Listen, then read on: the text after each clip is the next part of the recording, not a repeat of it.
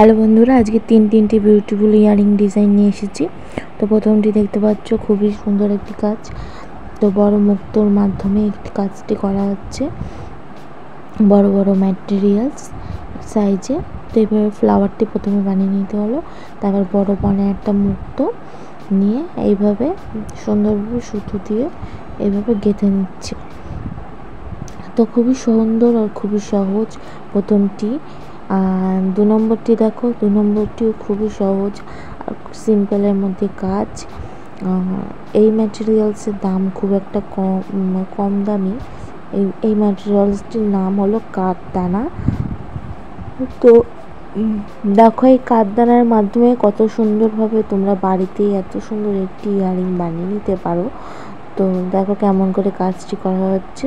কাঠদানাগুলো সুন্দর মিশিয়ে নেওয়া হচ্ছে, তারপরে এই পুঁতিগুলো ঢুকিয়ে নিয়ে সুন্দর একটা শেপ নিয়ে আসলো।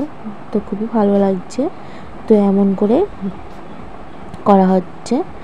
তো দেখো খুবই সুন্দর লাগছে। এভাবে করে নেওয়া হলো। তো দেখো কি দারুণ লাগছে, একটি ফ্লাওয়ার শেপ নিয়ে আসা হলো। তো এটি হলো ফ্লাওয়ার ইয়ারিং। তো দারুণ লাগছে, খুবই কিউট, খুবই বিউটিফুল।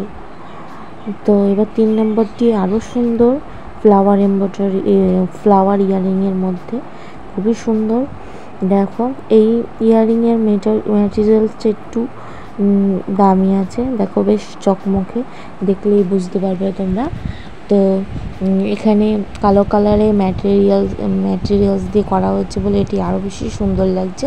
তো কাজটি খুব সিম্পলের মধ্যে। প্রথমে এইভাবে গোল শেপ করে নেওয়া হলো, তারপর রাউন্ড বাই রাউন্ড এইভাবে সুন্দরভাবে চিনির দানা দিয়ে এটিকে ঘিরে দেওয়া হলো।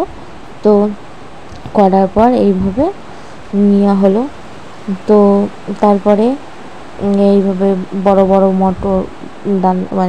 ম্যাটেরিয়ালস দিয়ে এটা সুন্দরভাবে শেপ করে করা হলো, সুন্দরভাবে গেঁথে নেওয়া হলো আর কি।